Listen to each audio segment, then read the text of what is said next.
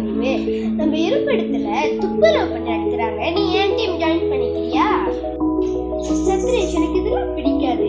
நான் இதுல எல்லாம் ஜாயின் பண்ண மாட்டேன். எனக்கு நிறைய படிக்கணும்.